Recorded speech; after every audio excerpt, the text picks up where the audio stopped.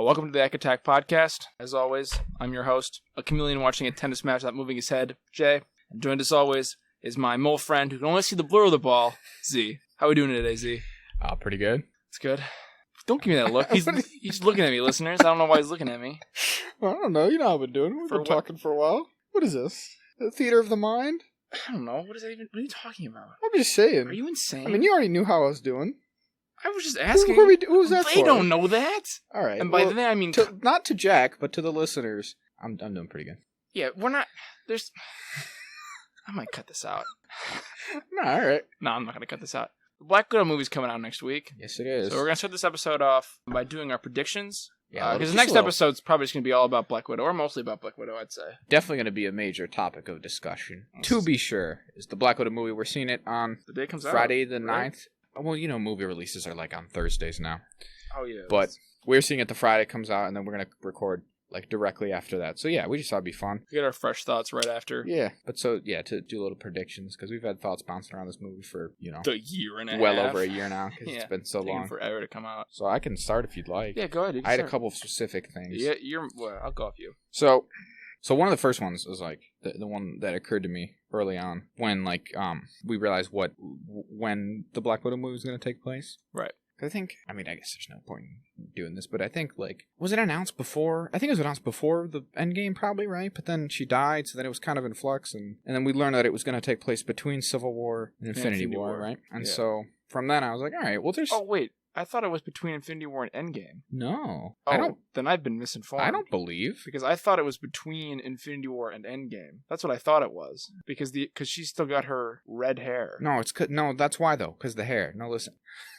Because in Civil War, right, she's got her long red hair. Right. And then in Black Widow, she has long red hair. And then in Infinity War, she has short blonde hair. And then in Endgame, she has hair that's long and reddish with blonde at the end. So yeah. So it's like grown out. That makes sense. Yeah. I think she would have grown that blonde in 5 years, though. Because her hair could go up. You think it should have all grown away by then? Maybe. It's the real thing, actually. I don't know. I think sometimes women's hair grow slow. That's what I've heard. I don't know. This is stupid. The point is, it takes place between Civil War. You can just say it's stupid. And Infinity You're the worst War. improv partner. And, okay, you're in a candy shop. Stupid. Yes, and? Oh, perfect. Now we're back on track, listeners. Keeping all that in. Let's go. So, what I was saying, from there, it's, the time frame's obviously going to influence what is and is not going to potentially be in it. And so, one of the things I had was that I think there could be an appearance of some other characters that have not been rumored or anything to be in this otherwise, right? So, I don't know. Now I'm trying to think. I don't know if there's any Avengers kind of caliber characters who have been or said to be in this, right? The only one I know of is Tony Stark. Is that confirmed? I do remember that was. I heard that was a while, rumor, right? but that's all I know. Okay, so Iron Man could very well be in it, I guess. Robert Downey Jr. But so my little theory here was just that, based off the time frame, right? We know that she leaves the proper government sanctioned Avengers at the end of Civil War. Not necessarily at the end of Civil War, but at some point after Civil War. Very closely following the end of it. And then when we see them again in Infinity War, she's hanging out with Cap and Falcon and she's Black Widow. Scarlet Witch. Kind of Scarlet Witch. Whatever. Well, yes, whatever. Not yet named Scarlet Witch. And so they're doing I don't think it's ever directly said in any of the movies or anything, but a lot of fans have dubbed that the Secret Avengers, because that's essentially what the Secret Avengers were in the comics, right? It was after the comics version of Civil War. Some of the Avengers who were no longer sanctioned properly by the government and were underground, they started up their own Secret Avengers team to still be doing avenging, but without that pesky government. Pesky Uncle Sam. So that's essentially what, again, a lot of fans have dubbed that little team that's just Falcon, Black Widow, Captain America, and, I guess Wanda. Well, I said kinda, not because she's not the Scarlet Witch yet, is because that she kind of just hangs out with Vision. I don't know. It's got really clear because obviously, again, the MCU, such an essential element of it is that unlike comics, which are month to month and there's just a plethora of them, you have to kind of understand the MCU that so much of it takes place between the films, the actual story content. So I don't know.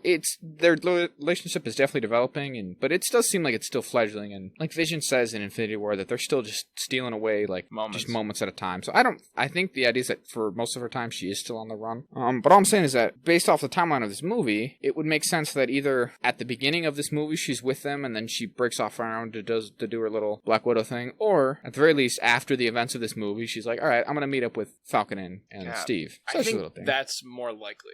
I kind of agree, because otherwise you get into that MCU whole, or just in general, like, comic universe thing of like, man, where are the other people? Why didn't Cap do anything? Where it would be weird if Cap and Sam were in the beginning and they, like, did a group mission, and then she's, like, in some kind of, like, James Bond-esque cold open. Because that was part of my thought process on this, is that, from what we've seen, it's meant to be more of, like, just in the way that a lot of the MCU movies have sort of subgenres within them. This one is, because it's focusing entirely on Black Widow, it's like a bit of a spy movie, right? Yeah, spy thriller. And, like, an essential element, or not essential element, but sort of trope in spy movies is that you get a cold open, right? In James Bond and Mission Impossible, you get a little mission or a tail end of a mission or whatever at the very beginning of the movie that does not tie into the main actual, but shows the character's plot. skills. Exactly. And it's just a bit of primer. And so I thought, well, that would make sense for this one then, being a spy movie and all, that you start with the cold open of Black Widow doing a mission. Again, potentially either with Sam and Cap already, but I guess the only thing with that is then, yeah, it's kind of weird if they're all working together as a unit, and then she's like, all right, I'm gonna go do my solo movie, guys. And there you go. Okay.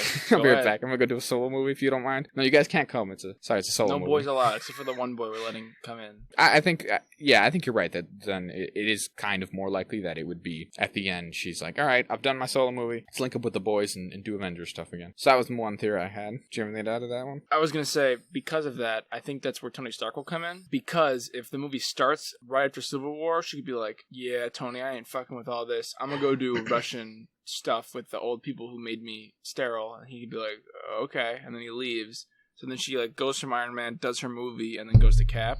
Yeah, I think that could work kind as of well. bridging the two. Maybe we'll see like a body double Chris Evans and like Sam. Maybe we'll just see Chris Evans, because they probably shot that stuff a year ago. Well, they would have had to shoot it like almost 2 years ago. Oh yeah, that's more true. than 2 years ago, 'Cause probably. time, I mean, it was supposed to come out. Yeah, it was supposed to come out a year ago, 15 months ago, as is. It was well done by that. It wasn't even like they rushed out to, like, it was ready to go. It's been sitting in the Disney it's been in right the next to can. Tinkerbell. Yeah, exactly. So yeah, Sam in particular, right? Anthony Mackie obviously is still active in the MCU. Chris Evans is like whatever in his weird little limbo with Robert Downey Jr. and them. But well, I guess if they got Robert Downey Jr. to do a scene, then wouldn't be unheard of to be like, hey, Chris Evans, do it. Chris Evans, yeah, he did stuff in Homecoming, so I'm sure they just like do a quick scene. And again, obviously Anthony Mackie is still just very active, so they certainly could have. Because initially those were supposed to come out very close to each other, the Falcon and the Winter Soldier show and Black Widow. There was one of the characters in Falcon and the Winter Soldier, Madame Hydra. Oh yeah, who's the great Julia Louis-Dreyfus of Seinfeld fame. That's right. And VP. Veep. Veep? It's just Veep? She's called Veep. That's yeah. I didn't know. I didn't watch the show. I know it's HBO Max. Like, what are you laughing at? I don't. Anyway, so she was supposed to appear first in Black Widow, and then she'd show up again in Falcon, but she just showed up in Falcon. Mm-hmm. I know one thing about Falcon when it was coming out that obviously we didn't really talk about because Falcon's been long over. We're now obsessed with Loki and the time travel-y nonsense of the TVA, and Owen Wilson saying, "Wow." He hadn't said "wow" yet. Apparently, according to that when the writers asked Kevin Feige a couple things, like two main things that came out in the news right after the show ended, is that they asked him if they could use Spider-Man in the New York parts, and he said no. He go, fucking focus on your shit. We're not putting Spider-Man in because he's kind of way too important. He's kind of a flagship character. He's kind of, like I said, he's gonna only have movies. He's not gonna. There's not gonna be any Spider-Man TV show from Tom Holland because he's just way too important of a character as like a flagship. And also, they asked what happened to Captain America, or Steve Rogers, I should say, not Captain America, because Sam is Captain America. They wouldn't tell him. They wouldn't. We're not gonna tell you what happened. We're gonna keep that to ourselves. So not even the writers knew. Even interesting. So the writing of the ostensibly the Captain America show didn't get the. So I'm thinking they're saving him. Maybe he's doing some man on the wall stuff. I don't know about Fury. that in particular, but I kind of agree with you there. Yeah, I don't think I think that they want us to believe that Robert Downey Jr. and or Chris Evans are done, but I think they're likely to come back probably sooner than we think even. Yeah, I don't think they're gonna be. I don't think there's gonna be like, oh, we did Multiverse of Madness, and now we got exact replicas of Tony Stark and Captain Rogers back, and now he can just be Captain Rogers and not or Sergeant Rogers or whatever. I think they're just gonna be like old Cap and hologram Tony. Like I think that's how they're gonna be, or something to that effect. Because Tony, I think in the comics, many times just makes holograms and is like, hey, fuckheads, I'm a hologram and I'm super smart. No, I totally agree. I think that they're both liable to come back soon. I mean, between like Tony Stark in particular, between the Armor Wars show and then the Ironheart show. Oh, I forgot about both those shows. An essential part of Ironheart in the comics is that she's being mentored by a hologram Tony Stark. Yeah, I think the difference is that their roles in the stuff is certainly going to pivot, and that they're not going to be the two main dudes anymore. They're just going to pivot like to the next generation. Yeah, to being like the mentor-y type characters. And I think it makes sense then in that way to do a break, because it'd be weird if suddenly they went from just being the stars of every one of the movies to all of a sudden it's just right into like, yeah, they're going to be mentors. So I think it kind of makes sense to have a bit of gap where we don't see them at all, and then easing them back in. Yeah, slowly but surely. And that would almost make sense if their original plan stays up, because if Tony Stark appears in the Black Widow movie, and then they don't really tell you what happens to Captain Rogers, or Captain Steve, in the Falcon show, it's kind of like, well, they're still out there and people are still wondering, so keep that in mind. Obviously, WandaVision and the current track kind of changed all that. I mean, I don't think it's a big deal, he said. I think they're going to slowly introduce it. So then the second thing I had on here was potentially, and I think maybe this one, I don't know, I kind of go back and forth which of one of these two, the one I just said or this one's more sort of likely, if either of them, but that we might finally see the Budapest. Oh, we'll finally get to know what it's like about. Flashback scenario, right. Long way from Budapest. Yeah. Now they only, do they talk about it in Avengers, in the second one, or any of the ones past? I think it's brought up a couple times, right? Surely it's not just the first Avengers film, is it? No, it's brought up in Endgame when they're going to Vormir. Yeah. We're a long way from Budapest there. Yeah. Okay. So, yeah. That's the thing, is that maybe we'll get a flashback with Jeremy Renner. Because this movie is ostensibly the Black Widow origin movie, right? Yeah. It's clearly going to, even though it is not literally her origin film, and that she's obviously well established, and also it's likely that this is, at least the Scarlett Johansson iteration of the character, her last film, probably. But it is in some ways her origin, right? It's going back to like her roots and this family that she's got, and this... Assassins? The Red Team or whatever. I don't know. What are the Soviet version? Yeah, whatever they're like pseudo Avengers little team they got there. But so I think even though it is obviously taking place in the quote unquote present of Black Widow's time, I think there is going to be like origin elements to it, right? I think we're going to get flashbacks stuff. I think we very well could get the Budapest flashback. I think it'd be neat. I like Jeremy Renner. I like him as Hawkeye. I like seeing him and stuff. So. But he's not deaf. How could you not like him? He's not deaf. He is not deaf. That's true. He also, again, is another one who's very much still active. Obviously, that is one where I think it'd be a little harder because they were just filming the Hawkeye show like this year. This year, right? They just finished. They wrapped up, I think, just as WandaVision was airing or as it ended and Falcon began. Like they ended not that long ago in the grand scheme of things. They were not obviously filming 3 or 4 months ago. Right. So they were obviously not filming at the same time as Black Widow. But my point is just that Jeremy Renner's still obviously working on Marvel stuff. He's happy to do it. So yeah, I think that the relationship is still there. So I think they could get him in. I'm interested for this Hawkeye show. I really am. Mm-hmm. I've been interested. Actually, this could tie into our Loki talk. I mean, it kind of ties in. I just saw a post, and we can go back to it. We're not obviously done with Black Widow yet, but I just saw a post about how they're kind of setting up the Young Avengers. But that can be the end of it. We can just talk about Black Widow. But one of the, actually, it does tie into Black Widow because of the, I don't know her. Well, I was just going to say that. So Florence Pugh, who I believe she's, granddaughter of Pepe? Yelena Belacqua, maybe? I don't know her name, bro. Something to that effect. She's the second Black Widow. You could say whatever you want, and I would believe you. So she's in Black Widow. Right. And then she's been just straight out confirmed, right, to be in the Hawkeye show as well. Yes, she has. And so that kind of a little bit because we know she'll live, but it's also there's been plenty of interviews where they talked about how like she's gonna be the new Black Widow and Scarlett Johansson's passed the torch or whatever. I think that kind of works. Then I think that maybe lends a little credence to this because if they're gonna have Hawkeye, if they're gonna have her transition into the Hawkeye show, I think it kind of would make sense to have Hawkeye in the Black Widow movie, right? Yeah. To kind of establish that link somehow, even just sort of like subconsciously. So I think there's a not zero chance that we're gonna get the Budapest flashback and Jeremy Renner's gonna be in this, or maybe Hawkeye will be in it. In the present just time. At the end as like a framing device sort of deal, like to lead into the show and maybe pull out of it as well, because the Hawkeye show's coming out later this year. This is late 2020. We don't have a date for it yet. Well, that kind of ties into, not to cut you out there, but my third thing, which is that, and this is more of the pipe dream, I think this is probably the least likely of it, again based off the things we just talked about and from what you've seen in interviews and stuff, but that potentially if they wanted to bring Black Widow back, this would obviously be the avenue to do it, right? Not necessarily that the plot of this movie does not seem to be the type of one where it would facilitate that, because again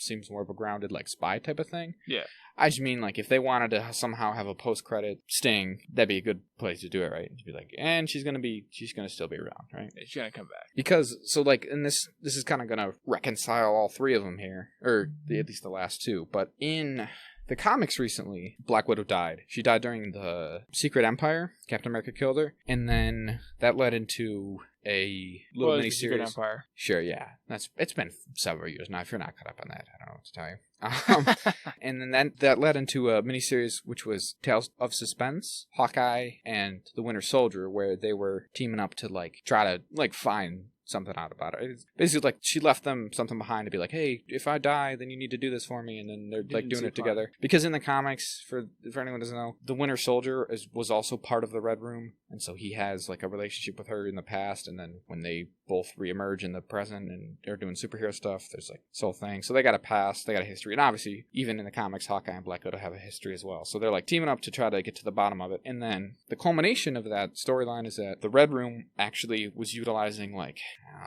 some comic book shit, like cloning technology and like telepath to upload copies of the Red Room members, their minds into bodies. And so Black Widow gets a copy of her mind uploaded into a body of hers, or a clone body of hers or something, and then she's alive again. Yes, no one stays dead. Yeah. I think something similar sort of stuff could be at play in this movie here with Hawkeye and whatnot. I think a framing device for this movie, because I don't know about you, but I think this movie has to have some kind of framing device, which is just say like a story on either end in the quote unquote present of the MCU. I mean, I suppose they could just do it straight up as an entry of the MCU where it just takes place in the past and you don't really worry about it. But like if you look at like other versions of that, say like Captain Marvel, right? That did take place almost entirely in the past, but then at the end it brought us up to speed, right? Yeah, brought into the present. Marvel all the way to the Same with even the first Avenger, right? So I don't think it's likely that they're just going to leave her, not address the fact that she's like is dead in the present timeline of the MCU. So I think either just at the end or again on either end of the story, it could be Hawkeye like maybe in the present, in a grave, or like trying to find something out, or trying to discover something or learn whatever, and then that could lead him to Yelena as well, or Yelena could go seek him out. That's either one could seek out each other. I think that would work, and I think they're again. It's a little far-fetched, and I don't think this movie doesn't necessarily seem like it's the type of thing where this would happen, but I don't know, because this movie is going to focus so heavily on the Red Room and stuff, I don't know, maybe that plot line could even get brought into, where they're going to they could use like a telepath to upload her mind, or somehow clone her or something. Yeah, to bring her back. I think basically my things for Black Widow. All good things. Just wanted to get them out there, so that in case we call anything. If I got lucky with any of those, call it. I can have proof that I was correct. Brownie points for the as the best nerd person listening. Well, I listen to every episode. I listen to every episode 3 times. I do it live. I listen to it live. I listen to it in the editing room, which is just the room I sleep in. Yes, sir. And then whatever room I'm in when I'm listening to it again. Excellent. Before I move on, I wanted to add on to your framing device idea, because I think that probably is the most likely, because I think what will happen is we'll get like a cold open and we get some Budapest stuff, and we'll kind of cut more through time, and then like towards the end of the movie she'll be like, go find Hawkeye if you need anything. And then there might be like a post-credit scene or something where Yolanda finds out that Black Widow is dead, and then is like, and then like Hawkeye's whatever shows up. So like to show that, okay, she's gonna go find Hawkeye. Or it could be the other way around. Like when Hawkeye, after the events of Endgame, like learned like Black Widow could, as in the Natasha Romanoff one, could leave him behind being like, hey, if I'm gone, these people are important to me, could you take care of them? And Hawkeye's like, all right, I'm gonna seek these out and link up with these dudes. Or I guess I didn't consider it until you just said it then, but yeah, the cold open could be the Budapest thing. That'd be neat. Yeah, go see Hawkeye again, doing some cool Hawkeye stuff. Yeah, I think the action in this movie is gonna be really cool. Like, the scene in the trailer they showed when they're kind of flying through the sky on all that scaffolding and it's a little goofy. I mean, it's a bit much. It's a comic movie. Yeah, I'm into it. I agree. I'm excited for this. The early reviews are all in by the time of us recording this. It is officially certified fresh on Rotten Tomatoes, if you give that any kind of credence. I mean, not that I don't really, I'll be honest. Not to say, and I don't get this twisted, I do not think this movie will be bad in any way. I think I will enjoy this movie because it's Marvel, and I've liked almost all movies made, except for maybe Thor the Dark World, but even on a bad day, they're watchable. That happens with everything. Like, a bunch of reviews will flood in, and they'll be like, this is the greatest movie I've ever seen. But those are people that have connections to Marvel, and have connections to the early distribution of these properties, so that it's in their best interest to continue to get these early distributions. No, of course. To review them positively. I will say, though, the reviews I got were not like earth-shatteringly positive. Yeah, they were just like, it's pretty good. It's pretty solid. Some of the ones that were kind of middle of the road, but still like, good enough. Because the Rotten Tomatoes system, as you know, right, is the whole, it's like just binary. Above it. Yeah, it's just binary. It's good or bad. And so some of the ones that were not super like raving, but were still good enough to obviously put it in the positive category. We're saying stuff that like addresses or like touches on or kind of like comes close to some more serious ideas, that its story is like one of the more serious of the MCU, apparently, which I thought was interesting. Although maybe it doesn't really actually like deliver on those. Like it touches on those, but it doesn't really follow through with them. Like a Falcon. Exactly, which Falcon I was going to say is kind of has been my experience with a number of the MCU stuff. So again, though, like you said, a positive fresh on Rotten Tomatoes is not a guarantee by any means, but it's better than if it was the opposite, right? Yeah. Because if anything, this movie sucks. In my experience, sometimes I find that Rotten Tomato can be overly harsh on movies, but usually if it's positive on a movie, it's not a stinker, right? Yeah. Like if anything, it's just fine. Well, one of the problems is that you can just review bomb it. People review bombed Captain Marvel negatively. I think they've balanced it out. Yeah, I think they've gotten a handle on that. I don't know, because people review bombing fucking Zack Snyder's Justice League, which I hate as a movie. But that's for a different time, listeners. I think it's going to be. That's for the Suicide Squad episode, listeners. Because when the movie comes out, that might be my Snyder rant. Oh, boy. I'm very excited for that movie, listeners. But that's not the topic of today. So, yeah, like I said, we're going to cover that in depth next week. Right? Whenever we record. Friday, Saturday, Sunday, Monday. Let's attack into Loki then. Oh, beautiful. What do we think? What do you think? Because we watched it before we recorded. Zach had not seen it before we recorded. Yeah, I just watched it just prior. It's pretty good. I will say I was expecting maybe this is unfair, but people were raving about it. Especially I saw a lot of people saying stuff to the tune of like, oh, the third episode was but this one like really brought me back in. Which I don't know if I agree with, because I think I might have liked the third episode a little more. But it's certainly good. There's a lot of exposition, right? Yeah. We just kind of were hanging out in the Time Variance Authority, just talking at each other. Everyone was just having multiple conversations. Look at those posters that say, destroy all the variants. Did you find them all?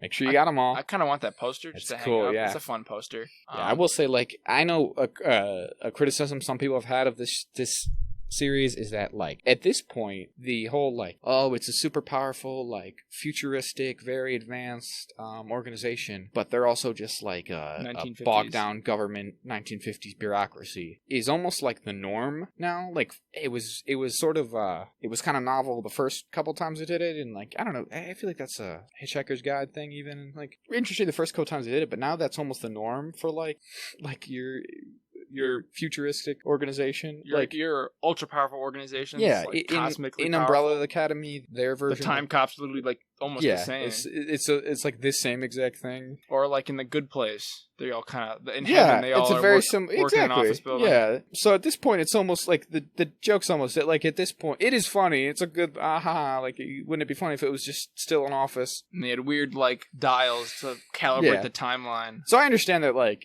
people do have that complaint that again at this point it's almost like a trope, but I think Loki does it quite well, to be fair. And again, stuff like that, those posters and whatnot are part of that. But so yeah, like I said, it's a lot of exposition in this one, right? A lot of talking. I mean, that's not a bad thing. We got a good amount of exposition. I feel like a lot of people's like excitement over it would have come just from the Mobius death, right? Oh, I was shocked. Yeah, I was as well, for sure. Now the thing about the Mobius death is because of what happens in end credit scene. I totally agree. I believe that it's not impossible to think, now hear me out on this, that he is in a reality of every other character that Owen Wilson has played. For example, the guy from Night Museum, Lightning McQueen, that guy from that ice skating movie with Will Ferrell, Wedding Crashers. Blades of Glory? The guy he plays in Zoolander.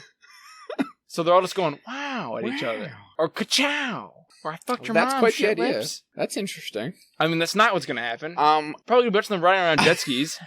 I do agree with your general idea, though, which is that he's probably not actually dead. It seemed pretty final at first, but then when it happens to Loki, and then obviously, yeah, like you said in the post-credits, we know that Loki's not truly dead, so I think it's probably a safe bet that I'm definitely glad Mobius isn't actually dead. Because they could have done the end credits scene a lot differently. Loki could have woken up, and Mobius could have been like, hey, let's go figure this out together. And that would have been a little cheap, I think, to kind of cop out death. Like, them to have a moment where Mobius finally understands, and they're like, begrudgingly like, all right, I guess we're just friends. And then is instantly killed, and then Loki is killed before he kind of comes to grips with his feelings. And like, oh, we're just back together doing this. I like that they reveal all these other variants. Like, my favorite, Croc Loki, Crocodilian Loki. Now, you were very excited about Croc Loki. Is Croc Loki in the comics? No, I've not been able to find one. I looked it up, so can't find it. Just a new thing. Because I was like, is this a Throg thing somehow? Is he... Is he like a Throg villain? I don't know if he's a Throg villain. I don't think so. Because when I looked it up, nothing for the Marvel Wikipedia came up. So I think he's just something they just made up. Because at least 2 of the other ones are Lokis. Like the Robert E. Grant guy, he's just comic accurate Loki. Yeah, that's how he looked. And the Kid Loki is like a character from the comics. Okay. I don't know about the Black Loki with Mjolnir. He's got a version of Mjolnir, it looks like. Which is cool. I like that he's Mjolnir. I wonder if it'll have like kind of different powers, like different kind of lightning powers. If maybe anything, it'll be it's like more magical because he's got magic. I think it's a more traditional looking Mjolnir. Like that's how Mjolnir looks in the. Well, sometimes in the paintings, it's just like a hammer you'd use to build a house. Like it's small. It depends on but that's just kind of how old paintings are. Like the sort of like artistic, like runic sort of depictions of Thor's hammer that you'll see dudes get like tattoos of and stuff usually is more of that shape, whereas opposed to like the comics or MCU version, like a big which is block just a of big iron. rectangle, which is good enough. No, it's good. So yeah, should be cool. But we'll probably get Loki for president. Vote Loki. Yeah, I when we talked about it just after the episode, I kind of had forgotten that's happening because it seemed relatively prominent in the trailers, but as it turned out, we're not gonna be getting that second until last episode, penultimate episode. What I think this next episode is gonna be like cut between.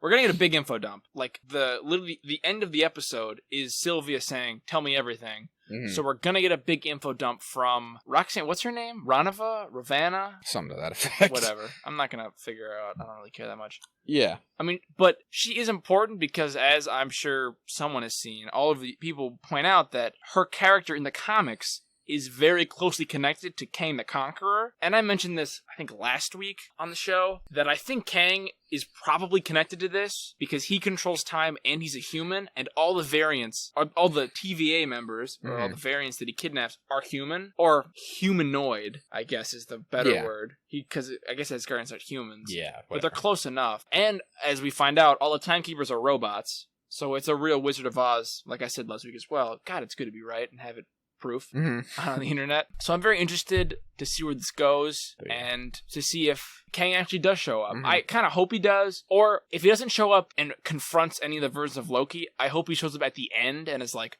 I gotta go through time now. I think this is the type of series where there is gonna be a bit of a reveal I think that the way they've established this one, that makes sense. I know people expected the same thing out of WandaVision and Falcon and the Winter Soldier. Yeah. They're like, man, who's gonna be the secret? Mephisto. Maybe it'll be Mephisto. And again, as with any of these like MCU just movies, shows, any of them, the reveal of it is only like significant to like comic readers, or unless the characters already appeared in the MCU. So like if they do Kang, it's not like they can just present him and be like, there he is, here's what you wanted. They will have to do some legwork to explain who Kang to catch everyone up, right? But what's interesting about Kang is, not to cut you off, but you did it to me before, so now we're even, is that they've already announced that Kang will be in Ant-Man 3. Yes. So Quantumanium. So there's already an actor, and obviously there's been no thoughts. So I think this will be a good way to establish him as a long-running villain, because in the comics, Kang is an Avengers level threat. He is. And it was weird to me that they gave him to Ant-Man. I totally agree. Because I'm like, why would they give him to, like, nothing against the Ant-Man movies. No. But they're not like Avengers movies. No, I had the same thought. You're totally right. Like, in a lot of ways, Kang is like traditionally a villain. Like a Thanos, Galactus type of character. Part of like a Thanos or Galactus or Ultron or any of those guys. So yeah, again, no, like you said, nothing against the. We love Paul Rudd. He's a good boy. Nothing against the Ant-Man movies, but yeah, it did seem strange to give him such an important character in the comics. But yeah, if I kind of like where your head's at. Where maybe if they do introduce him in this, then yeah, it's going to be established him as a background sort of long-running threat. And yeah, like I said, it's not like they can just present him and be like, "This is Kang." They will still have to do legwork, of course, to explain it. But I think, like I said, that the way that this has started to unfold, it seems more likely. Like it very well could be. And instead of talking about the Young Avengers, I'm glad it's all kind of tying together so nicely. Well, it's the MCU, so it's all kind of tie together, even if we force it or not. Because in the Young Avengers, they're having Ironheart be the Iron Man replacement. But traditionally, in the original run in the comics, Iron Lad is a version of Kang when he's a child or a teenager, and is time stuff. So I think that's better, because that would just be confusing, even for comic readers like us. I think that's just too much. Like if you're like, this is Kang, but he's the past, and he's gonna become the evil Kang from Loki. For a casual watcher, like for people like my parents, like or people who don't read comic books or don't really keep up like we do. That's going to be really confusing, and I'm glad they're going with Ironheart, because A, Kang is just kind of a white dude, so, put a fucking woman of color. Who gives a shit? Let her be Iron Man. It'll be cool. I agree. I think, and we talked about this before with now at this point, I guess all 3 of the MCU shows have kind of pushed us to the forefront. The potential of this Young Avengers thing. I think it's almost set in stone. The wheels were moving before any of these so I guess the first one, would be, I guess you're Cassie Lang, right? Yeah. She's been recast from who played her in Endgame to a different actress. I don't know who looks more like the one from the comics, let's be honest. For Quantumania. Presumably because they decided, this is going to be a much more significant role than maybe we originally anticipated, and we just want someone different for it. Apparently she didn't know she wasn't told she was fired until the news came out. That was a shame. She's only in a couple scenes, but she did pretty good.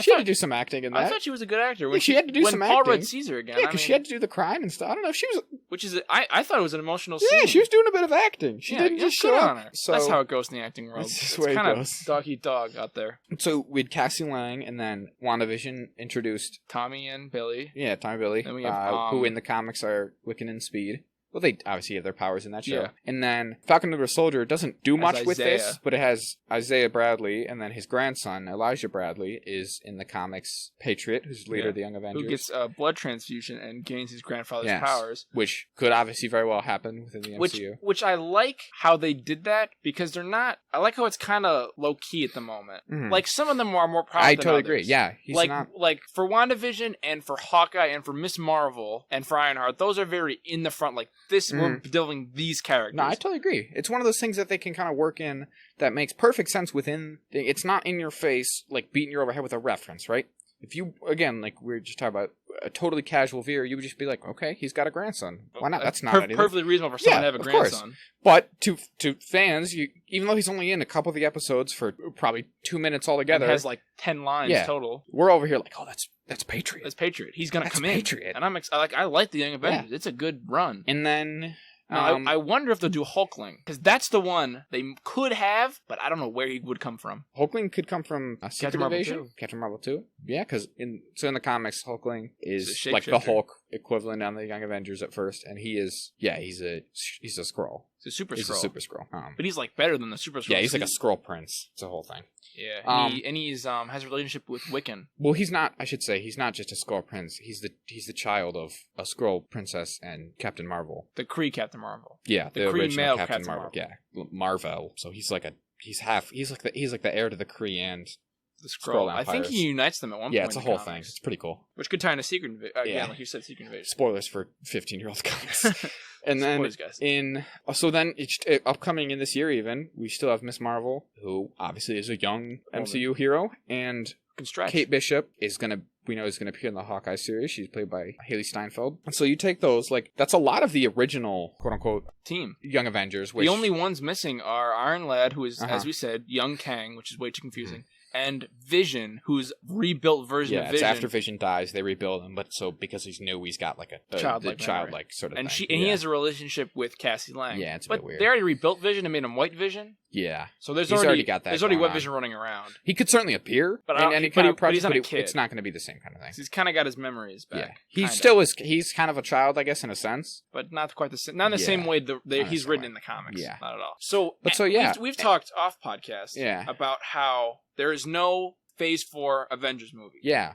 And there's not been any officially announced Young Avengers project either. Now, they've shown, of course, that obviously not everything that they've shown is everything that's coming, and not everything's set in stone, and they can surprise us with some stuff. Yeah. Or take away things like the Inhumans. Exactly. Never get what they took from you. I don't know. At this point, it's becoming, I think there's too many characters interested here to ignore. Especially because, where Phase 3 leaves off, the Avengers, they're not necessarily, like, disbanded. It's not like Avengers disassembled in the comics where, like, consciously decide, like, we gotta stop. But they're mostly that's where the Young Avengers come from in the comic, is that the Avengers, after Scarlet Witch has her breakdown, they many. consciously decide, they consciously decide we're not going to be Avengers anymore. And then the Young Avengers is like, well, the world needs Avengers, and they kind of step up. And then the newer iterations of it are not quite the same. Again, like Ms. Marvel is a very recent character. Miles Morales, I believe, is on it. Yes, and recently Riri Williams is. She's Ironheart. That's her name. I didn't She's know her name. obviously a very recent character. I'm not super familiar with the character. But again, Patriot, Wiccan, Speed, Hawkeye, Cassie Lang. So Hawkeye is just... Now, what's interesting what they're doing with Wiccan and Speed is that they're kind of mixing their two origins in the comics, because originally they're babies that she steals the souls from. Yeah, it's a very weird thing. This is a little more simple. You got to give the souls back, and then the souls are sent to different babies to different. They're not twins in the comics. They're just. It's very trippy. Because it's either like they are these beings who are like a melding of these two souls, totally different beings with these souls, or these souls that Scarlet Witch released into the world then like stole those other children's bodies, or something to that effect, or the souls traveled back in time and were like those souls somehow were always the babies. It's very trippy. It's hard. It's almost not worth thinking about. But yeah, they've definitely streamlined it in the for MCU the best, here. I think. Yeah. So for the betterment of Wanda's character, because like I don't really want to watch a scene. Like I think Elizabeth Olsen is a great actress, and I think if they did a scene where someone told their babies weren't real, she could act the shit out of it. No. But I don't want to go to movie theater and watch No, I totally agree. There's literally an issue. Cry about it. There's literally like it just make me uncomfortable. A couple years back, there was a recent Scarlet Witch run. One of the issues is literally her going to a therapist, talking through her, because again, like one of the hallmarks of her character is that she has, like mental problems, right? And they have a conversation about that, about how he's like, you're kind of distant with your kids. You're not very like close with them. And she's like, yeah. She literally talks about how it's difficult for her because either they're not really her kids at all, hardly. Or, they are her children who essentially stole lives from two other children who were obviously just innocent and didn't really deserve that or anything. Or they're something else entirely. Or, they're somehow combined. There's no way to know, really. And so they make her uncomfortable, essentially. So, I agree. I like that's better simplified than this. Yeah. And then, like you said, Kate Bishop, who is just called Hawkeye in the comics, because when she's introduced in the comics, Hawkeye is dead. So Scott Lang kills him, right? Because he blows up. No. Jack of Hearts blows up and kills Scott Lang. Oh, right. Hawkeye gets a bunch of like bombs and he like takes down a Kree warship. And then who was the last one there of those original team there? I think it's everybody. Patriot. Cassie Lang, I think. Oh, Cassie Lang. Stature is her like superhero name. So then she's also on the team. And again, we know she's because her father's dead. At this point. Because Scott Lang is dead at then. And then again, obviously all those scenarios are not the same because Hawkeye is still alive in the MCU, and so is Scott Lang. God bless so they have less motive. They don't necessarily have as much motivation to make their own team. But again, the fact that all these characters are introducing, I suppose it could just be a bit of a coincidence, but I think they're mounting to something. I think there could be a secret sort of Young Avengers project on the horizon. I mean, very much. I mean, they could do the Secret Invasion, and that could split up the Avengers. Well, I think, didn't I have that theory for you? Or talk about that offline, where the Secret Invasion sounds like it should be a series that should be rather large in scope, right? Yeah. Secret Invasion, I believe it, last time we spoke about it, you said that, I'm like cutting you off there. That it would include the characters from the shows. Yeah, so the Secret Invasion in the comics is an event series, right? It's a big deal. It's a very important event. Yeah. It was during the event era, which I guess we're still sort of in of comics, which is like you get a big event literally every year. But still, it was a big event. Everyone was involved. There was some pretty far-reaching ramifications for it. Oh, yeah. And it involved, like just about everyone. So where we sit right now, all we know is who's in that is Samuel L. Jackson's Nick Fury, right? Ben Mendelsohn's Talos, the Skrull, and then Emilia Clarke, who is an as of yet unnamed character. Yeah, and they're like, if you see anything, we'll kill you. It occurred to me that I was like, how either this is going to be much, much smaller in scope than the actual comic version, which is not inherently bad, whatever, or it is going to be a full-scale, far-reaching alien invasion of Earth where the Skrulls very nearly actually like win, which is what happens in the comics. In which case, you would need a lot of characters. Now I don't think it will be the Skrulls. Personally, I think that the Secret Invasion will be a different alien race. Okay. Because in Captain Marvel, they changed how the Skrulls are. Because the Skrulls in the comics try to invade Earth, and they almost succeed, like you said. But in the comics, they're like, hey, we're like being hunted, like exterminated. Please help us. You're kind of right. But part of that is that they have come out and said that Talos' little group of Skrulls is not necessarily the whole Empire, right? That's true. It's not that the Skrulls are not that thoroughly defeated, that they're down to one shipload of dudes. That was a group of them, or a colony of them, or whatever you'd call it. But I think we're meant to understand that there's still a Skrull empire that is potentially malicious towards Earth. Actually, I think that could still work because Talos being a good Skrull, sort of good working with them, would want to protect Earth because Captain Marvel's there and Nick Fury helps him out. The Skrulls are kind of essential, I feel like, to Secret Invasion personally. Yeah, being a secret invasion, like the whole point is that the Skrulls infiltrate copies. Earth for potentially years prior to them actually going full invasion. They replace most of the heroes. They replace tons and tons of heroes and stuff. And that doesn't really work if there's no heroes in your show, right? Yeah. If they're not replacing anyone notable. Again, it could work, I suppose, but I think maybe they're just holding on us and that there's going to be a lot more people in that show than have previously realized. To me, that could be like a bit of a culmination series, right? Bit of a team up, right? Yeah. And as I was saying, it's like maybe they're going to try to sort of keep some of the movies to the movies and vice versa, right? But even if they did that, again, with the sheer volume of MCU shows they're doing on Disney Plus here, by the time Secret Invasion rolls around, they will have, again, essentially an entire new roster of Avengers or Young Avengers, however they want to do it, just from the shows. And so I think they could draw from that if they wanted, and yeah, I don't know, it's a bit of theory. Or that could be a sort of like pseudo Young Avengers origin, right? Is maybe that's what draws them all together into their little team. Is the Secret Invasion? I don't know. It just seems strange to me that there's so few people that we know of being in a Secret Invasion as of right now. Again, it's still ways off, so we could obviously get more. Isn't it like next year? Until like the end of next year. I think you're right. I think actually now that you mention it, because there's a lot of there's so many of these Marvel shows that like I'm like you want to say like those are years out, but I think most of the ones, and this applies to the Star Wars shows as well. I think like the vast majority of the Star Wars and Marvel shows that have been announced so far are coming out in like the next 2 years by the end of 2022. Yeah, I think a lot of them.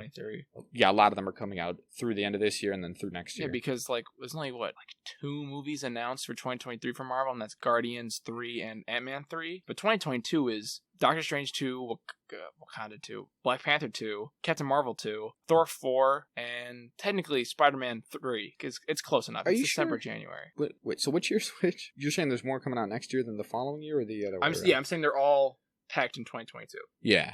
That's what I'm saying. Because there's only 2 now announced. Right. And obviously I believe that in 2023, as we get close, it's probably going to go Guardians, Ant-Man, Blade, and then Fantastic Four, if they announce nothing else. Which I think... What did they just add recently? I don't know what they added recently. Did they add something recently? Maybe not. Well, I guess they added Fantastic Four relatively recently. It's been a few months now, though. Yeah, they've announced it. Because they did their like Phase 4 sort of thing, and then... But Fantastic Four was not on that. And no, it was at the end of that. Wasn't Blade the one they announced at the end of that? And then... The little video? Was that... Yeah, like, because they brought Mahershala Ali on stage. I don't remember. No, okay. They did like the Phase 4 thing. I'm confused. And they're like, they're surprised at the end of that was Blade, and then for the Disney Plus thing. That's what I'm thinking. At the beginning of this year, I'm thinking their surprise thing was... That thing. Yeah, the surprise thing was Fantastic Four. Yeah, no.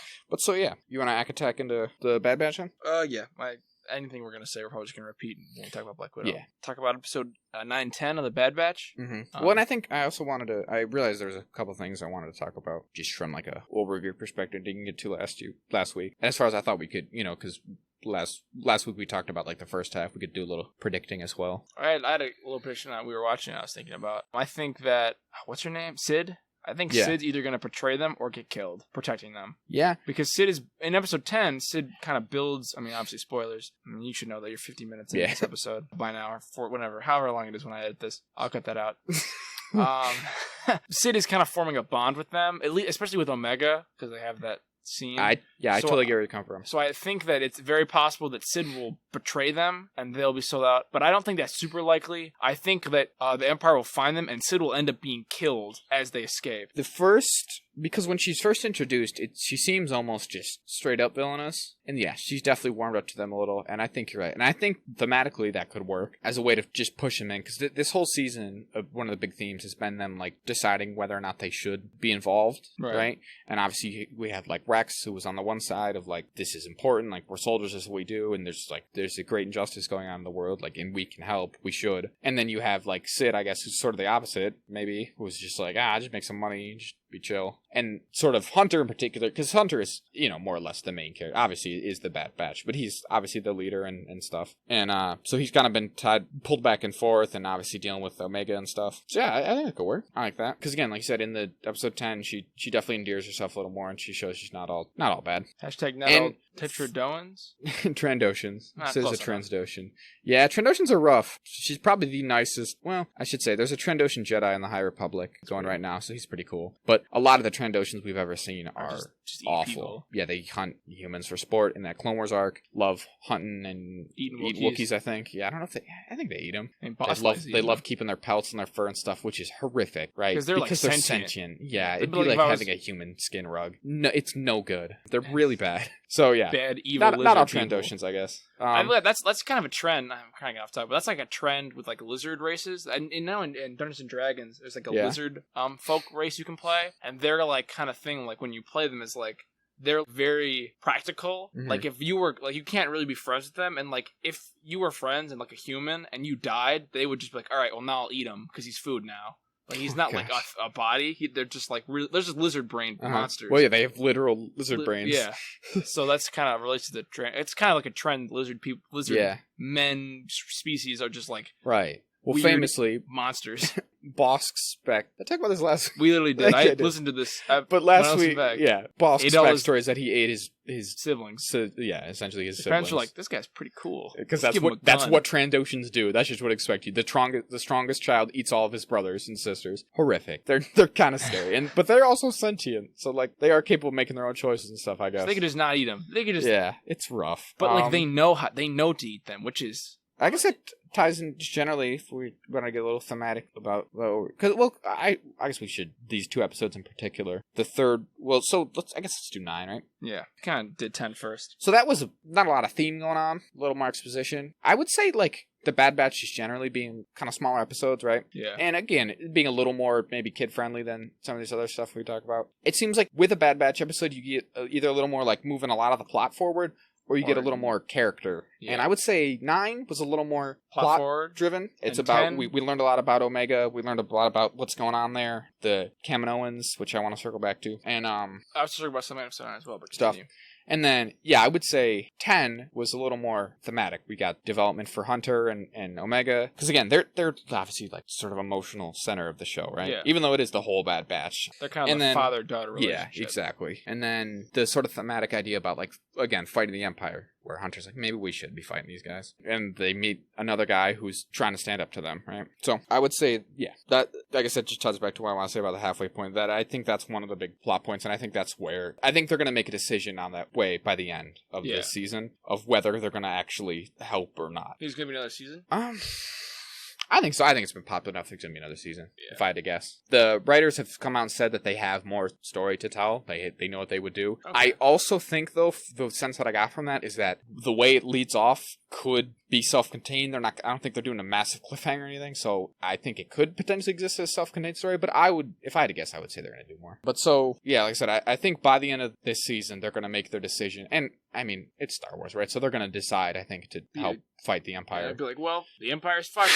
Let's let them rock. I don't see that happening. So I think that's what's going to happen. I think they'll be the gray Bad Batch. I think, and I guess now there's only what? There's only 6 episodes. So I guess there's 6 episodes left, which is a good amount. So and I think potentially towards the end, maybe we could get a surprise extra long. I was just saying, like the first episode was extra long. Yeah, the last episode might be extra long as well. I think there's a chance of that, and I think there's a couple of plot points that I want to talk about that are going to come to a head. So the one moved ahead a lot with episode 9 there with the stuff with Omega. So one of the sort of theories I had was that, and this is a thing. This is not wholly mine or anything. This is just a lot of parallel things going on. Sure. A lot of people, and again, this is not even just like a creative thing. In Legends, around this period in the Star Wars timeline, there was a Kaminoan uprising where, similar to what's going on in the show, there was friction between the Kaminoans and the Empire, and the Empire was like, we're not going to be buying your clones or whatever anymore. And so the Kaminoans just grew a new clone army and uprose against them and tried to fight them. It didn't succeed. Obviously, they didn't win or anything, but that is an event that happened, and a lot of people have noticed the similarities between that and what we are seeing going on in the Bad Batch. Right. So I think the season is going to end with some kind of climactic battle, because obviously the Kaminoans want Omega because, as we learn, she's a perfect clone of Jango Fett, right? Just like Boba Fett. Because one of the reasons in Legends, they didn't get into the specifics of it yet in the Bad Batch here in canon, but one of the reasons in Legends that the Kaminoans, that the Empire stops going to the Kaminoans for clones, is that the clones get worse over time. Because at some point, because Jango dies at the beginning of the Clone Wars, they're somehow, whatever, for whatever sci-fi, fantasy logic, the DNA samples that they have are decaying, and so they're taking samples from clones, and once you're getting down to a level where you're taking clones of clones, they start to get impure and less good. So having Omega, who is a pure, unaltered clone of Jango Fett, would obviously be very valuable to them. So, and why would it be valuable to them if not to make more clones? But we know from this season so far that the Empire does not want really any more clones for them. So what else would they want them for other than build another army? To build an army to fight the Empire. So I think that's coming. I think that's going to probably be at least an attempt. Obviously, they can't succeed. Again, they can't succeed, of course, but I think that's probably what we might be looking at for the end of this season, is maybe the Kaminoans. And they also could activate the failsafe within all the active clones, because as we saw in this recent episode, they are still very much using clones, the Empire is. And so if the Kaminoans turned off all their inhibitor chips, or changed them to say, kill the Empire, fight with us now, well, that could obviously be significant, and it would be it'd go a long way to explain why there seems to be a very rapid shift from clones to stormtroopers. Not that that's necessarily. The canon explanation right now is that it wasn't necessarily rapid, it was a gradual shift.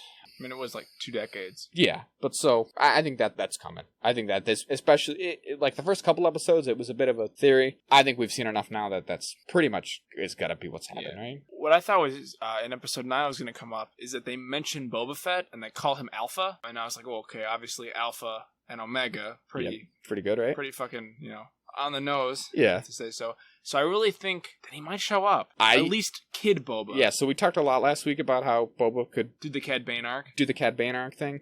I don't think he will.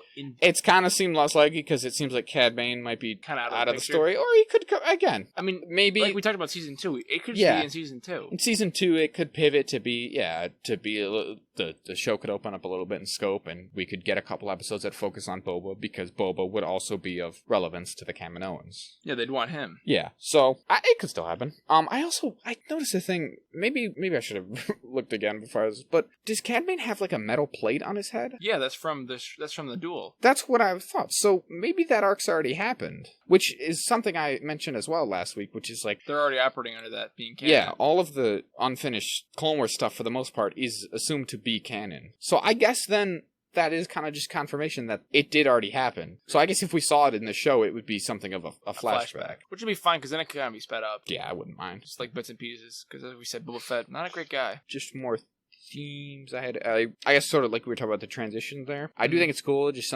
visually something I've enjoyed at the show. And this is something, they're not the first ones to do this, but in the Clone Wars and the prequel movies and stuff, the Grand Army of the Republic, the Clone Army, their color scheme for a lot of their vehicles and stuff is grayish, whitish, kind of light gray, and a lot of maroon accents. They have maroon accents on everything, right? Like the V-19 Torrents and the turbo tanks and the gunships.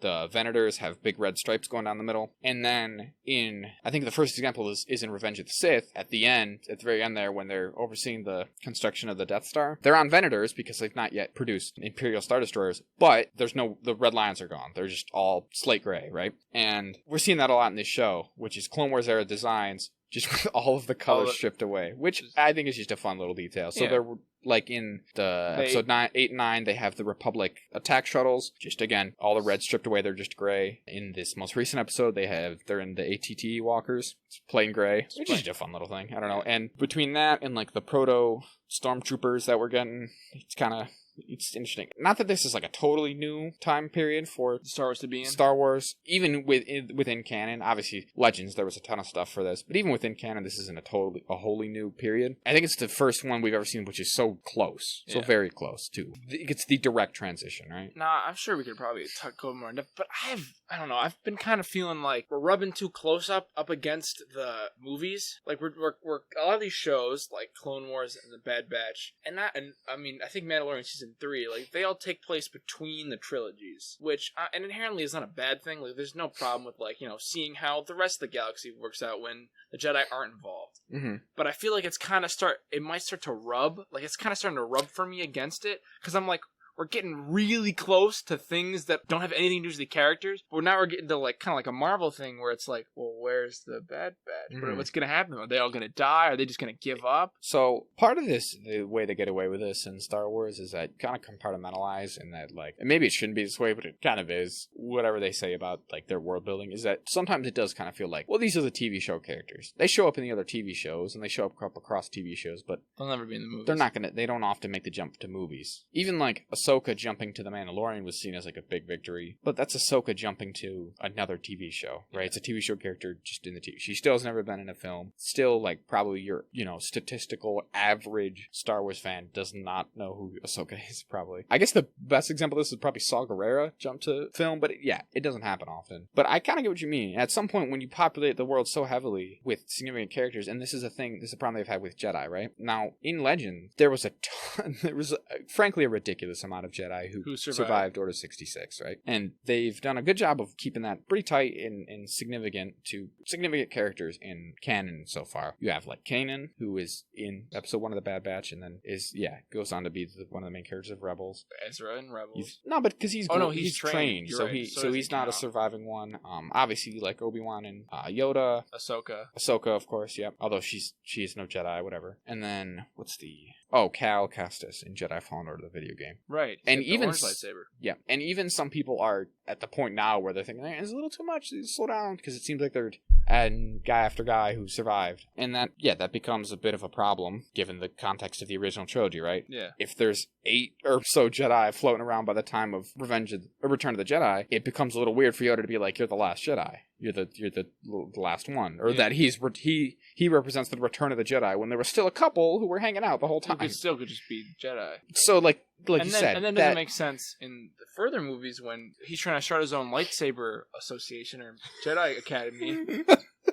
The lightsaber association? Whatever, man. You know what I mean?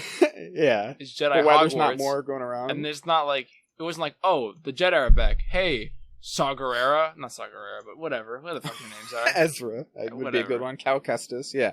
No, people had the same exact. People said that, and it leads to some foregone conclusions in your storytelling. Sometimes these turn out to be so spoiler for Rebels, but people thought like the whole time like something's got to happen to Kanan and Ezra. There can't be any Jedi in the original trilogy, otherwise Luke would know about them. So they have to both be gone, and they both do by the end. Kanan, again, spoiler alert. Kanan dies, sacrifices himself for them in season 4. And then Ezra, at the end of the series, vanishes into the unknown regions, where he still is. That's potentially the focus of the Ahsoka show, or some kind of Rebels sequel animated show. It's whatever. But we don't know the fate of Cal Kestis yet. We don't know the fate of... What was the other one I named? I think we're in the clear for now. Oh, well...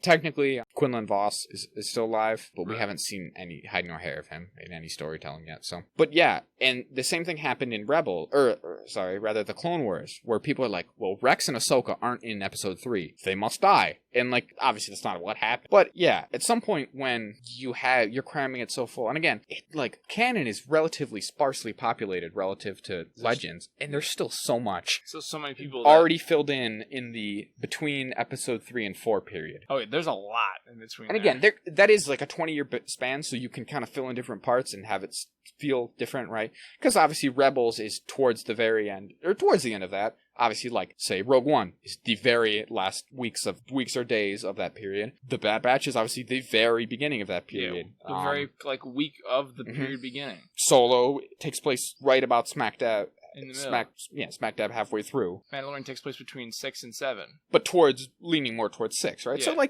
obviously, it's not a massive problem or anything, but I get what you mean. And some people would say that's indicative of, just a larger problem with what they're doing with Star Wars right now, in that they are too beholden to the movie time frame period. Yeah. Because, just about everything that we ever get from Star Wars takes place between the time frame of episode 1 and episode 9, right? Somewhere in between those two. There's almost nothing that exists outside of either of those confines. And I would really just like to see... Now, I don't want to sound like a fucking fanboy soy boy, but I would like to see Old Republic stuff.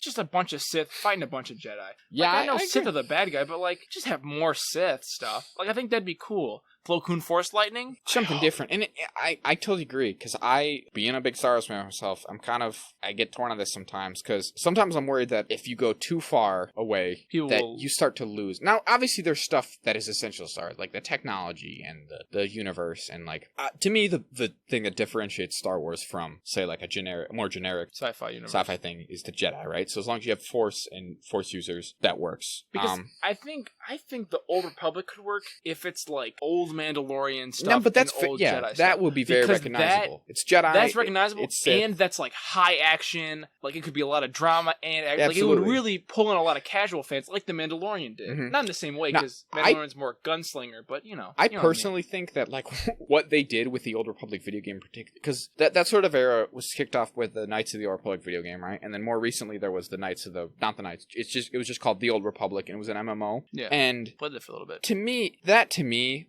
went a little too far with it, because it was Jedi and Sith, which is fine, and Mandalorians, which that was all established lore by then, I think. But then you had Republic troopers, which just wore essentially clone armor. Yeah, they just had white clone armor. They weren't clones; they were like obviously conscripts. They literally were not clones of each other, but they wore clone armor essentially, or stormtrooper or whatever, some variation of that white plastoid looking armor, and they fought armies of droids a lot of the time, Sith droids, Wars. And it's like, come on, you can get a little far. There's like a Han Solo-esque character with a Millennium Falcon-esque ship, but again, I do think some of the stuff they do in that, like the astromechs they have, are close to being astromechs, but they're not quite there because they're old. Yeah. Sometimes I had the thought of that universe, that period of the universe of like, this is thousands of years in the past, but it feels almost different, like technologically wise. It seems almost no more primitive. But yeah, I think that's a good example of how you can keep some of the familiar elements without having to do like what they did with the sequel trilogy, which is just, what if it was all X-Wings and TIE Fighters again? Yeah, what if it's just the exact same thing? Because I think, for all its flaws, the prequels do a great job of feeling like they're Star Wars, right? Yeah, they got new ships and stuff. Totally the new yellow ships, one that totally Anakin flies, yeah, the big... All the ships are new. There's almost no repeats. Yeah, exactly. They feel like Star Wars still. J.J. Abrams was like, what if I just made 4 and 6 again? What if I just did Maybe X-Wings? I'll do 5, and they're like, what can't if do my... 5 again. What if my main, like, big thing to defeat in the end of 9 plan. is just more Star Destroyers? It's just the same Star Destroyers as well. No new design. They are just the same Star Destroyers. And they're all Death Stars. Like, yeah, whatever. We won't get into that, though. But yeah, so some people would be right with you there, Jack. Where, like, they think that Star Wars could do with getting well away from some of the movies and stuff. I wanted to... You gonna think of Stack Attack? I wanted to say a couple more things about Bad Batch if you're going. Oh, okay, yeah. So... Probably cut out me saying Egg Attack. We mentioned before that Omega and Hunter are like sort of the heart of the show, and they have that father-daughter relationship going on, right? More specifically, obviously they're all close to her to varying levels. Tech's a bit of a loser; he doesn't really talk to her much, but they're all there. He's too smart. Echo's barely human anymore, so he struggles. Sniffing popcorn, like, what the hell is this? It's like, Echo, you can just eat food, buddy. Yeah, it was bizarre. But so Echo and Hunter and Omega are the heart of the show, and I will say, when we first literally the first like episode or two there, right, I'm kind of like, man, we're doing this again, eh? We're doing fathers and daughters, like, because it feels like we just came. In a way, we did. The last big Star Wars piece we got was The Mandalorian, which was all about Din Djarin being a daddy to Grogu and stuff, being a nice dad. But at the same, I was like, oh, we're just doing The Mandalorian again. But then I was like, no, we're just doing Star Wars again. Yeah, that's all of Star Wars. It's all about fathers and sons, fathers and children, whatever. Parents and children, good and evil. You know what it is, Jack? It's like poetry. It rhymes. It rhymes. I was like, oh, good on you. No, not so I came full circle on it. At first, I was like, why are we doing this again? I was like, of course we're doing it again. That's what we do in Star Wars. We do it all again. We do a thing, and then we just do it again forever. But different. Oh. And this is different. J.J. Abrams took it the wrong way. No, J.J. Abrams went too much the same. But yeah, it's the same. It rhymes. But it's not literally repetition. Yeah. But it's rhyme. It's similar. History rhymes. It's great. So I liked that. When I kind of came to that realization, I was like, nah, this is good. And again, they are different enough. It's a very different dynamic. She's not force sensitive, it doesn't appear. That was kind of early on, but it seems like she's not. She's really good. She's as good as Jango Fett, potentially, or she has the potential to be. And yeah, she's not a Jedi or anything. She also can talk. She's like much older. Like, it's different dynamics. Again, it is fathers and children, but it's certainly not the same as Grogu. Yes, she is like a cute, lovable character who they want to protect, but it's not really on the same, is it? So yeah, and she's, over the course of the season, become more and more almost a full member of the actual team, which is cool, which Grogu never got to. Grogu just was like, he was an infant still, essentially. Yeah. And then I want to talk, I realized last week we didn't talk hardly at all about Crosshair. No, he didn't do us any favors because he has not shown up in he's horribly the burned. Last 2 episodes. Or, I take that back. I suppose he's in the very, very beginning, but just for a brief second. I'm personally getting sick of that. I reckon he needs to be in it more, and hopefully as we wind down here again, getting towards the climax of it and stuff, they'll try to turn off his he's got to be in more. Yeah, I would like to, because I don't know if I mentioned this last week, we talked about this off the show, but yeah, I want him to come back. At first, when it was leaked, even though it wasn't never officially announced prior to the first episode, but it was very, very obvious that Crosshair was going to go evil, right? You kind of get some of that even in his arc in the Clone Wars. He's a bit iffy, and then he was leaked down like action figures and stuff, which were like, yeah, elite stormtrooper commander, but it's clearly just the Crosshair armor and stuff. So like with that, I literally was coming into this show being like, oh yeah, Crosshair's the bad guy, whatever. I didn't like him that much anyways. But then when we get the realization that he's a little iffy, but mostly it's the inhibitor chip, that to me I was like, no, all right, we gotta save him, right? Yeah, we gotta get him back. We gotta get him back because he's a microcosm for the tragedy of the clones, which is like that in episode 3 when we first see it. You're just like, oh man, I guess these clones were evil the whole time. They really pulled a fast one over on us. Yeah, but in the Clone Wars, and then we get 7 seasons of a TV show of them being just real good. And like just good guys, and yeah, being actually trustworthy and stuff. And it makes episode 3, and then obviously that last season, the Clone Wars, and obviously the first episode of the Bad Batch here, all those things, everything that touches on Order 66, Fallen Order, the canon comic, it is tragic, right? Yeah. Because we know now that the clones don't want to do that, and that they are being forced against their will, and the Jedi don't want to fight them. No one wants to be doing what they're doing. It's horrific. It's like truly one of the most like tragic things you could do. And again, we know that they're all good. Like they genuinely did form. Because again, in episode 3, you can just be like, I guess they were fooling it. But when we have seasons and seasons of shows showing how genuine themselves, yeah. Because initially, I guess maybe this was like George's intention. The inhibitor chip was not initially ever a thing. It was just kind of that the clones like pulled a fast one on them, and they were just real good at listening to. I mean, maybe some of that was their whole genetic disposition. But in the Clone Wars, the introduction of the inhibitor chips truly just being like 100% against their will. They just go into like robot killer mode. Terminator mode. So yeah, I think that's why we gotta save Crosshair, because we couldn't save a lot of them, but like we can save one. You can save him, and that's good. I think as a microcosm for like the whole tragedy of the clone. Well, and again, some made it out, like, but almost none of them made it out. Even the ones we know that are good, and this is something that obviously kind of like snuck up on us with the season 7 of the Clone Wars, is that we knew Rex, Wolf, and Gregor lived because they're in Rebels, but just because they lived does not necessarily mean that they didn't participate. And as we see in season 7 of the Clone Wars, Rex did in fact participate in her. He tried to kill her, and so even the ones that lived, that he has to knock her. He has to like knock him out and like forcibly removed from his head. And that's why Victory and Death is such like a powerful episode, is because she doesn't want to kill any of them. They're all friends. They're all her friends, yeah.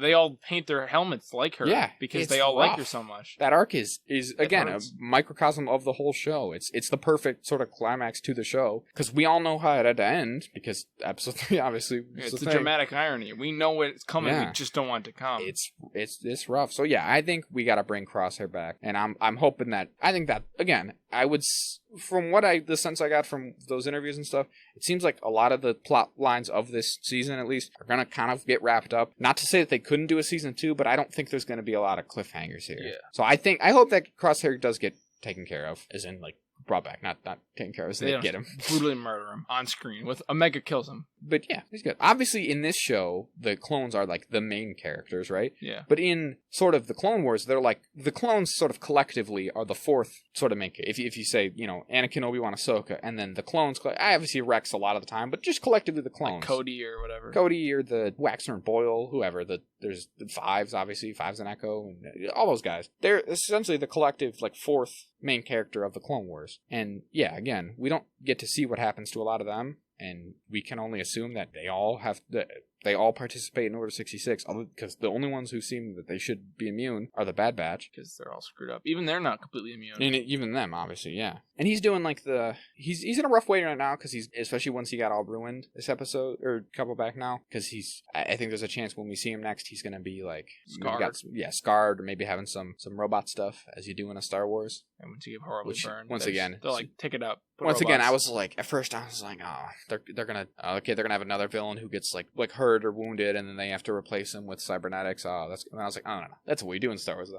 That's what we do. It's like poetry. It rhymes. So I'm good about. And I know I will say. I feel like this is just worth mentioning. People have had a problem with that in more recent years. That this idea that like you can just use essentially disabled people as like a visual shorthand for just like bad guys. The whole, like he's more machine than man, twisted and evil. Because obviously having a cybernetic leg doesn't make you a robot killer, a Terminator. Yeah, a humanless monster. And so maybe there's some vaguely problematic about their usage of that in Star Wars. Because it is just visual shorthand of like, well, when someone becomes a robot, they're no longer human. They lose their humanity. Like mentally, yeah. It's not really...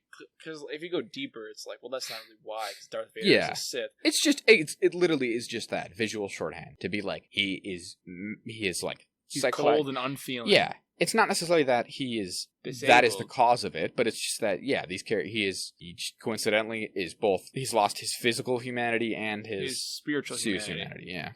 And that's the case for a lot. That's for, like, Grievous and Maul, to an extent. Once he is all crazy with his legs and stuff. Crazy spider legs. Yeah. So, again, I was hoping we would get to see that, but we don't know what he looks like right now, because, again, he's been absent mostly, so... I hope we start to get more of him. He is in the Bad Batch, and this show's about the Bad Batch. Obviously, he's like whatever right now, but he is in the Bad Batch, and the show's supposed to be about him all. So it's weird that we only have gotten him in like, 4 of the episodes so far? Yeah, maybe a little more, but yeah. So I hope that'd be my last thing to talk about for the back half of the Bad Batch. Is that I hope we get a little more of a Crosshair there. Got any short things you want to Attack? Yeah, I had a short thing to Attack. Coming about an hour and a half here. All right, then we'll do this quick. We'll do your quick thing. My last thing I had to Attack was about the Slave One. So Slave One, you know Slave One, right? Is Boba Fett's ship. Yeah. It's been called that for, I think, ever. I think since, like, early toys for Empire.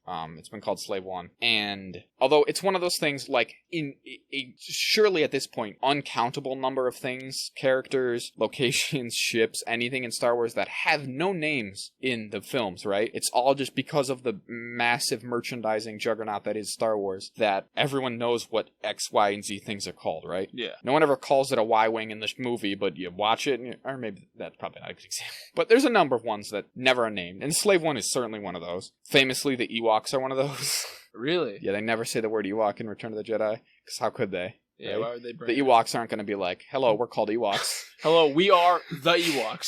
Same goes for Palpatine, I think. Really? In the original trilogy, yeah, his name's never said. It's just the Emperor. Just the Emperor, yeah. I think Sith are never said in the original trilogy. Stuff like that. And then, again, any number of, like, obscure background characters who obviously didn't have names. Like Glub Shido.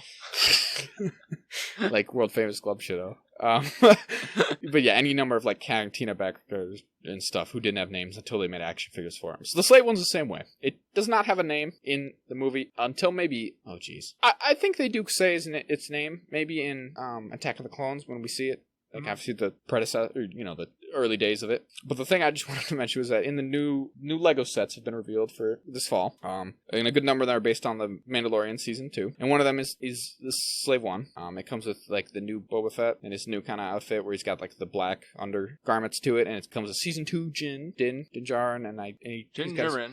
I don't know. And he's got his little spear. But there's been a disproportionate controversy because the set is not called Slave One, it's called Boba Fett's Starship, right? And this has caused a social media storm.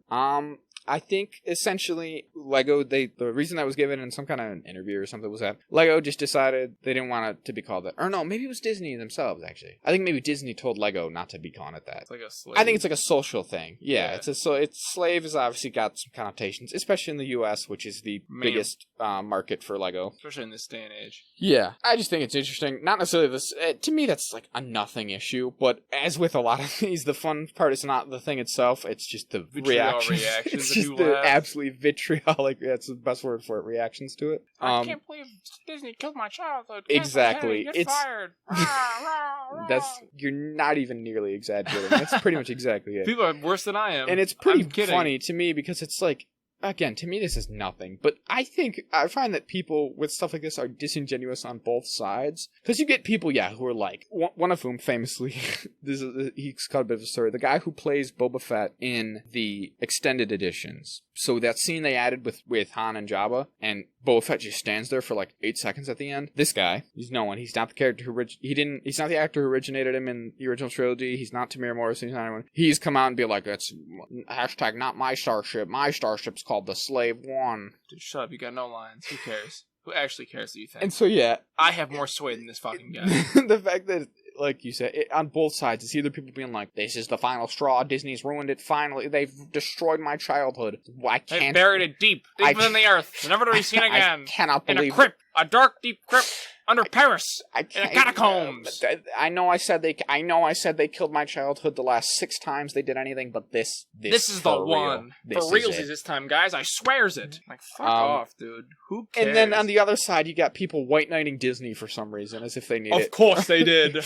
They must defend the honor of Boba Fett, the killer for hire. They're over here. The murderer. They're over here like, actually, guys, here's the thing. This is what Disney this is what Lego always does. And there is some truth to that. So Lego, there's a number of sets where the ships have real names, and they use some generic versions. So, like, for example, General Grievous' Starfighter, that's name is called the Soulless One. The Lego set's just called... Well, of course, no one does. Again, no one does. The set's just called General Grievous' Starfighter. The Knights of Ren, their ship... that's called the Night Buzzard. The Lego set is just the Knights of Ren ship or whatever. And there's any number of examples that have names in canon, but they use some generic version because no one gives a shit. Yeah, who cares? But Boba Fett is very prominent. Yes, I would say that's kind of a disingenuous argument in that the Slave One is a notable name that a lot of people know his ship as, and Lego has made, at this point, literally dozens, probably, of versions of the Slave One at different scales, all of which they called the Slave One. I'm looking at one right now. Yeah, the one I have on my shelf over here, that one was released called Slave One. The one I had up there before that, because that's the newer one that replaced it, was called Slave One. They had no problem calling it Slave One before. And so I think, again, not that there's a problem with it. If they want to do that, that's fine. It really is a nothing issue, isn't it? Yeah, who cares? It's one of those things where people get so hung up on stupid shit like this. You know what the thing is? We all still know it's called Slave One. You can just call it that if you want. Just like if you go buy the General Grievous' Starfighter Lego set, you can call it the Ghost You can One. call it the Soulless One.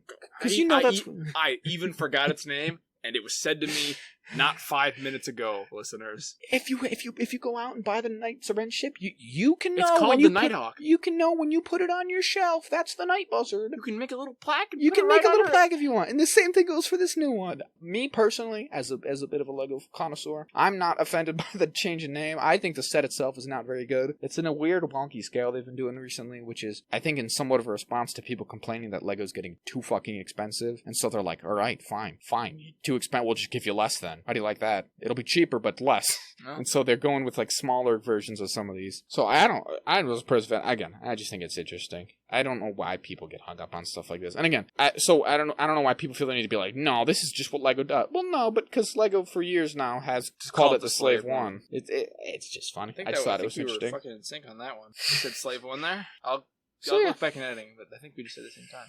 And we just said Slave One a whole ton. So I think the two of us just now totally counteracted. We did it Reddit. We saved the internet. Deciding not to name it that, so anyone who was previously offended can be all right now. Get absolutely fucked. They can, it's fine. The amount of iterations of the Slave One we just shoved out into the universe counteracts the millions of units that Lego will move, I'm sure. So it's fine. It's not a big deal. Not at all. It's one of those things, again, that has zero effect on anything in the universe. It couldn't matter less. It literally couldn't matter less. Not even just, it couldn't matter less in the sense of, like, obviously all Star Wars stuff is ultimately meaningless in the grand scheme of things. Like, I'm not saying, like, oh, you guys care about Star Wars when, there's world hunger going on. It's not even that. I'm saying that even as a big Star Wars nerd, there is so much more interesting stuff you could talk about within Star Wars. The fact that this dominated like a week of discourse online, ridiculous. That's all I'm saying. Even among Star Wars fans, this is not. But that's the thing. We're not. That's what I'm saying. The New Republic, the High Republic, the new like wave of books just all came out. People could be talking about that. They could be talking about the Bad Batch. No, we have to fixate on the Lego set's name because it's reactionary. It's big news. It's just nothing, man. It's really just, nothing. I don't care. And on that note, I will say, I think this is... Sorry to go to the other. You're trying to end me, but I won't be silenced. I guess not. This is also sort of a microcosm, I will say, on the other side of, like, this is not a thing anyone was complaining about, right? I get that they're trying to do the right thing of, like, being socially woke or whatever, which is not usually a bad thing. But this is, like, I think a number of things in the last year go hand in hand with this same kind of thing, which is, this is not what people are worried about, right? Yeah. People who are like, out there protesting and, like, trying to get shit done, this is not the type of thing they're worried about at the moment. Maybe if everything else was fixed, was fucking perfect, they'd be like, people would dedicate the probably time, to be like, let's stop using the nomenclature like that. But that is even then, I don't know. It's not even on as the of list. right now, nobody gives a shit. For this to be the thing you're gonna hyperfixate on, Disney, fucking the Walt Disney Corporation, you got some other work you could be doing if you're trying to be woke. Like, I'm not even the biggest detractor of Disney in that sense, but come on, it's kind of like it's kind of like we talked about with Falcon and Winter Soldier to an extent. Even they're no good at being woke. They focus on the wrong things, and they don't. No company is. That's what's really comes down to. They don't execute it well. And so, even if this was, that's really what it comes down to. This is just not an issue that anyone was worried about, and you've only made it a thing by doing it. I don't think there was anyone there was nowhere out there protesting, like, because that is what it's called. I don't know. It's what it's been called. I mean, it's what it is. It's just what it is. So, it's just ridiculous. Star Wars fans are the worst. Pretty much the worst. The worst people in the world. Everyone knows, and it's actually bizarre how, like, cliche and just like a commonly held mantra, a bit of an axiom for relatively sane Star Wars fans, is that you have to recognize that all the other Star Wars fans are crazy. They hate Star Wars more than just about anything. No one, the old axiom is that no one hates Star Wars more than Star Wars fans, and that's why. We're kind of going off here a little bit ranty here, but yeah, that's why, like, when people are like, it's so sucky now, we should get George Lucas back, he knows what he's doing. It's like, you guys bullied him to selling it. That's why he doesn't do it anymore. It's because you guys were so mean to him because of those prequels. They're not very good. They're fine. I think they're fine. I was never, because I was a child, right, when this came out. I was all about him. We were both children. We were not old enough to be on the, like, he ruined my childhood. Because the prequels are our child. Yeah, the Clone Wars was it. Like, that, I've always talked about how, like, one of the things that's so special to me about Star Wars is that because it's been going for so long and there's so much stuff going on within it, is that any point could be somebody's childhood. There's so many jumping off points that is someone's first introduction. There's something for a lot of different sort of generations of Star Wars fans that is, quintessentially Star Wars for them, right? Yeah. Obviously, a lot of people are, because it's not so old now that there's still tons of people around who remember it's the originals. It's going to see the originals as kids. And then there's a generation who, when the extended editions came out, that was their first interaction with Star Wars. And then there was a bunch of people with prequels. And the best part about that, to spin it positively, is that when the sequels started to come out, all the people who saw it in 1970 when they were kids get to take their kids to see Star Wars. And that's a big moment, because it's like, well, now I get to be the parent. We get to have this moment together. And this thing is, like, because a lot of, I think, the vocal, maybe, detractors from the sequel trilogy are of an age where they were seeing the prequels when they were kids, and they liked them, right? They weren't necessarily... The ones who are saying, we should get George Lucas back, I do admit, they probably are not the ones who were saying back then, these movies suck, you ruined my childhood. But at the same time, it's kind of funny to think that way, because that means they lack the self-awareness to be like, when I was a kid and I was watching the prequels, everyone said they were dumb and they hated them, but I liked them because I was a kid and they were special to me. But they somehow cannot see that now kids like to the kids who are growing up now, they're going to feel that way about the sequels. Yeah. They don't give a shit, man. They're not over here worried about whatever your preconceived notions were. They're not worried about glove shit. To them, Rey and Finn and Poe are quintessentially Star Wars. That is Star Wars to them. Yeah, Kylo Ren and Snoke, like, those are the villains. Just in the same way that, like I said, I think to me, the biggest influence on was probably the Clone Wars. If it weren't for the Clone Wars, I don't know if I would be, like, as big of a Star Wars fan as I am now today. And so, like, that is some of my fondest memories of Star Wars. That is quintessential Star Wars to me. And again, that every generation. So, like, when these people who just incessantly complain about everything, it's like, I don't know how, because at some point you would have had to be a kid enjoying Star Wars for the first time, presumably, right? It's always got to be a starting. And again, because of because of the passage of time, a lot of the people I think who are vocal, like I said, are people who grew up with the prequels and are like, no, I'm not the kind of guy who was hating on George Lucas. Actually, I did like the prequels. I've always liked them. That's cool, but then that makes it almost worse, because somehow you can't see how when you were coming up and everyone, and you had all, like, the original, not all of them, but of course, but when you had like a lot of original trilogy fans, when they saw the prequels, they're like, these suck, you've ruined my childhood. Now you're just the same guy because you're like, J.J. Abrams ruined my childhood. Again, I don't love The Rise of Skywalker in particular. I think there's some big missteps in that. But there's so much Star Wars stuff, you don't need to focus on the stuff you hate. It's literally like, and again, I know this is controversial because this is everyone's least favorite Star Wars movie, but it's like the wise Rostico says, Jack. It's not about destroying what you hate. It's about saving what you love. That's what Star Wars should be. Which one's that? The Last Jedi, the one everyone hates. Yes, it so, is. On that note, don't just fucking watch movies, guys. Don't destroy shut up and watch the movie. The slave one that you hate. Don't destroy the Boba Fett starship that you hate. Save the slave one that you love. And on those wise words, I think we're gonna call it for this week. I agree. Of the Ec Attack podcast. I've got it all out. I will definitely have this rant again. We're gonna have a lot of rants, and they're all gonna be the same. That's true. The slave one discussion will be a weekly segment, a temple topic on the show going forward. So, as always, it's been us, Jay and Z, sitting together doing the show. Written, edited, produced, craft services, created, starring in our own show. Logo by Jeffrey Gonzalez. Instagram, inkocean.jpg. Follow it if you want, or don't. Don't care. I wish you would. He's a good friend of ours. Well, good friend of mine. So that kind of knows him. Yeah. Thanks for listening. We're at Attack Jazz on Twitter, Podbean and Twitter, and the Ec Attack with Jay and Z on Spotify, Amazon/Audible, and YouTube, and hopefully Apple Podcasts. I've been trying to get that to work. We'll get there eventually. Really running me up a wall. It's making me so mad. If they didn't respond to my email, I'm gonna check after we stop recording. It's like 1 a.m. when we're recording this. Mm-hmm. But yeah, thanks for listening. Again, we really appreciate it. Email us at ecattackjazz@gmail.com if you have any comments or concerns or questions. And thanks so much. Have a good day. See you guys.